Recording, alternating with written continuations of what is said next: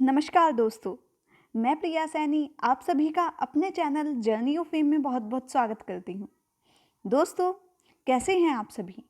मुझे उम्मीद है आप सभी बहुत अच्छे होंगे और सभी सुरक्षित होंगे। दोस्तों, जैसे कि आप सभी जानते हैं कि मैं अपने चैनल पर आप सभी के लिए बहुत ही इंटरेस्टिंग पोयम, ऐसे या जो भी राइटिंग से संबंधित जो भी हमारे लिए इम्पोर्टेंट होता है वो लेकर आती हूँ। तो दोस्तों, आज फिर से मैं आपके सामने एक बहुत ही इम्पोर्टेंट टॉपिक पर, जिस पर हाल ही में कंपटीशन भी होने जा रहा है एनबीटी के द्वारा, जिसमें अलग अलग स्कूल कॉलेजेस में इसके ऊपर कंपटीशन कराया जाएगा। क्योंकि हम फिलहाल ही प्रकाश पर्व मना रहे हैं जो कि गुरु तेग बहादुर जी के उत्सव पर मनाया जा रहा है। तो उसी के उपलक्ष्य में ये एक ऐसे कंपटीशन है जिसमें वर्तमान समय में गुरु तेग बहादुर जी की शिक्षाओं की प्रासंगिकता हिंदी निबंध, इसका जो शीर्षक रखा गया है।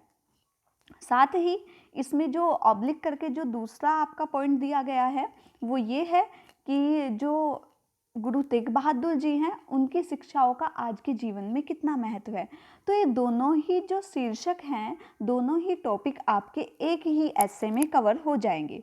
तो दोस्तों, अगर आपको वीडियो अच्छी लगी तो प्लीज़ ऐसे ही इंटरेस्टिंग ऐसे पाने के लिए मेरे चैनल को लाइक, शेयर और सब्सक्राइब करना ना भूलें। ज़्यादा से ज़्यादा अपने दोस्तों को शेयर करें। दोस्तों, मुझे सिर्फ आपका इतना ही सपोर्ट चाहिए, तभी मैं आपके लिए कुछ बेहतर लेकर आऊँगी। तो चलिए देखते हैं वर्तमान समय में गुरु तेग बहादुर जी की शिक्षाओं की प्रासंगिकता पर हिंदी निबंध। जैसे कि आप सभी जानते हैं कि हम अपने ऐसे की जो स्टार्टिंग करते हैं वो एक कोटेशन से करते हैं, जिससे जो हमारा ऐसे होता है बच्चों वो बहुत ही अट्रैक्टिव हो जाता है। तो देखिए, आज चलो बलिदानी पगड़ी की बातें बतलाती हूँ, आज चलो बलिदानी पगड़ी की बातें बतलाती हूँ, सिख धर्म के बलिदान की सारी कथा बताती हूँ, सिख धर्म के बलिदान की सारी कथा बताती हूँ, गुरु तेग बहादुर के जीवन का परचम जग में लहराती हूँ, गुरु तेग बहादुर के जीवन का परचम जग में लहराती हूँ। तो इस तरह आप कोटेशन कर सकते हैं। जैसे मैंने बतलाती लिखा है, अगर आप बॉय हैं तो आप क्या बतलाता हूँ या बताता हूँ, तो ये आप अपना चेंजेस कर सकते हैं। अब देखिए, आपकी जो स्टार्टिंग होती है वो बहुत अच्छी होनी चाहिए, क्योंकि आपने सुना होगा first impression is last impression. तो उसी को देखते हुए पूरी दुनिया अगर जीवन को समझना चाहे तो गुरुओं के जीवन को देखकर आसानी से समझ सकती है। उनके जीवन में त्याग भी था और ज्ञान भी था, प्रकाश भी था और आध्यात्मिक ऊंचाई भी थी। अभी हाल ही में ये जो लाइन लिखी है ये नरेंद्र मोदी जी द्वारा कही गई है प्रकाश पर्व के ऊपर। तो एक वीडियो कॉन्फ्रेंस हुई थी, उसमें ये बात कही गई थी। तो अगर आप इससे स्टार्टिंग करते हैं तो बहुत ही अट्रैक्टिव होगा।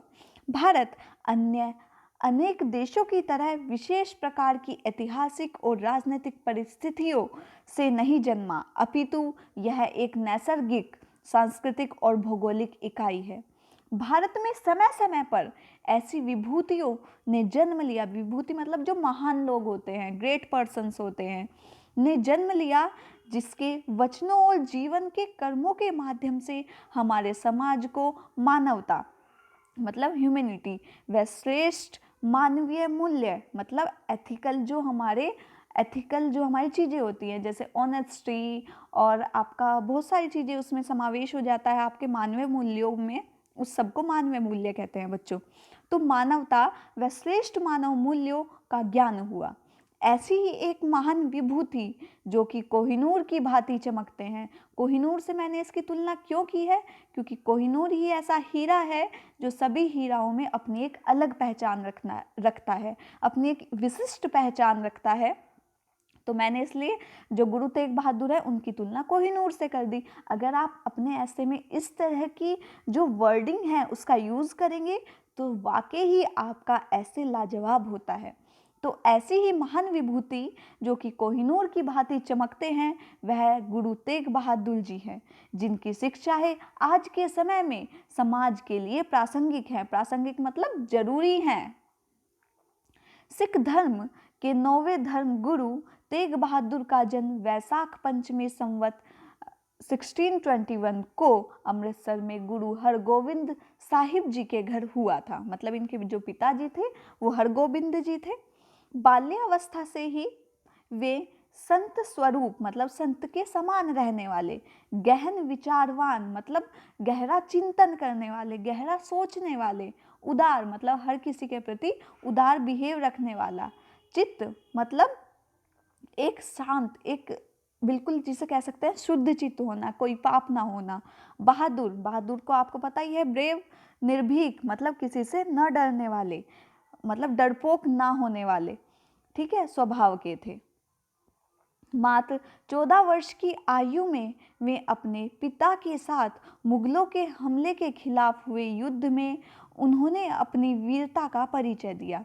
इस वीरता से प्रभावित होकर उनके पिता ने उनका नाम तेग बहादुर यानी तलवार के धनी रख दिया। मतलब जैसे तलवार होती है ना तेज, तो उसी तरह तेग बहादुर रख दिया। भारत के वीर सपूत सिखों के 9वें गुरु तेग बहादुर का जब आगमन हुआ, उस समय औरंगजेब जो कि एक मुगल शासक था, उसका शासन बड़ा कट्टर तथा संकीर्ण विचारों का था। लोग उसके अत्याचारों से तंग आ चुके थे। ऐसे समय में जाति को, धर्म को बचाने के लिए गुरु तेग बहादुर जी ने अपने प्राणों का बलिदान दिया, मतलब अपने प्राण न्यौछावर कर दिए। तो इसी के देखते हैं कश्मीरी पंडित थे जो उस टाइम औरंगजेब ने उन्हें परेशान करके रखा हुआ था। इसका मेन रीज़न मैं आपको बता देती हूँ ताकि आप कंफ्यूज ना हो। आप लिखना चाहें तो लिख सकते हैं, ठीक है, लेकिन वर्डिंग को देखते हुए आप थोड़ा सीमित ही लिखें। तो कश्मीरी पंडित जो थे हमारे देश में, तो उस टाइम औरंगजेब जो एक मुगल शासक था, तो उन्होंने उन्हें परेशान किया हुआ था कश्मीरी पंडित को कि आप मुस्लिम धर्म अपनाइए, लेकिन जो कश्मीरी पंडित थे वो इसके खिलाफ थे। तो वो सब मिलकर आए किसके पास, गुरु तेग बहादुर के पास, कि ऐसे ऐसे करके गुरुजी बात है और वो हमारा धर्म परिवर्तन करना चाहते हैं। तो गुरुजी ने कहा कि इसके लिए किसी महान व्यक्ति को बलिदान देना पड़ेगा। तो तभी वहाँ पर पास में एक बच्चा बैठा था। उस बच्चे ने कहा कि गुरुजी आपसे महान कौन हो सकता है। तो देखते देखते गुरुजी ने सोचा कि हाँ, मैं ही अपने देश के लिए अपना बलिदान दे सकता हूँ, मेरे से ऊपर बढ़कर मेरा देश है। तो गुरुजी ने कहा, जो वो पंडित आए थे उन लोगों व्यक्तियों से कहा जो गुरुजी से मिलने आए थे, कि आप जाकर औरंगजेब से कह दो अगर गुरु तेग बहादुर इस्लाम धर्म अपना लेता है तो हम सब भी अपना लेंगे। तो इस तरीके से गुरु तेग बहादुर से औरंगजेब ने इस्लाम धर्म अपनाने को कहा, लेकिन उन्होंने हंसते हंसते अपना बलिदान दे दिया। ये आप पढ़ सकते हैं, इनकी जो कहानी है वो इंटरनेट पे अवेलेबल है, वहाँ देख सकते हैं। कोई ऑथेंटिक बुक है आपके पास, उसमें देख सकते हैं, तो आपको आसानी से मिल जाएगा। अब देखिए, अब बलिदान दिया, अब इसी से रिलेटेड मैंने एक कोटेशन लिखी है। कश्मीरी बोले परेशान है गुरुजी दस्तक गर्दी से, मुस्लिम सबको बना रहा है औरंगजेब नामर्दी से। औरंगजेब नामर्दी से सोचा गुरु ने और कहा भारी कीमत चुकानी है, भारत देश मांग रहा इस समय बड़ी कुर्बानी है। भारत देश मांग रहा इस समय बड़ी कुर्बानी है। अब देखिए, वर्तमान समय के परिवेश को देखते हुए, परिवेश मतलब आजकल का जो वातावरण है, उनकी शिक्षाओं की प्रासंगिकता महसूस की जाती है। आज आवश्यक है कि हर व्यक्ति स्वहित मतलब सेल्फिशनेस को त्याग कर राष्ट्र हित को बढ़ावा दे। जिस प्रकार गुरु तेग बहादुर जी ने हंसते हंसते अपनी कुर्बानी दूसरों के हित व देश के नाम कर दी थी, उन्होंने जीवन का प्रथम दर्शन, धर्म का मार्ग, सत्य और विजय का मार्ग बताया है। शांति, क्षमा, सहनशीलता के गुणों वाले गुरु तेग बहादुर जी ने लोगों को प्रेम, एकता व भाईचारे का संदेश दिया, जो कि वर्तमान समय में लगभग विलुप्त होता जा रहा है, मतलब नष्ट होता जा रहा है। आजकल लोग बहुत सेल्फिश होते जा रहे हैं।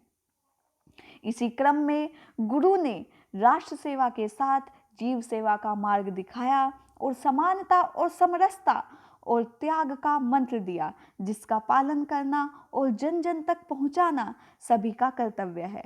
आज के भौतिकवादी युग में जहां कर्मकांड और पाखंड, उपभोक्तावाद और स्वार्थ बुरी तरह से हावी हैं और हम वर्तमान कोरोना काल में भी इस अमानवता को देख सकते हैं।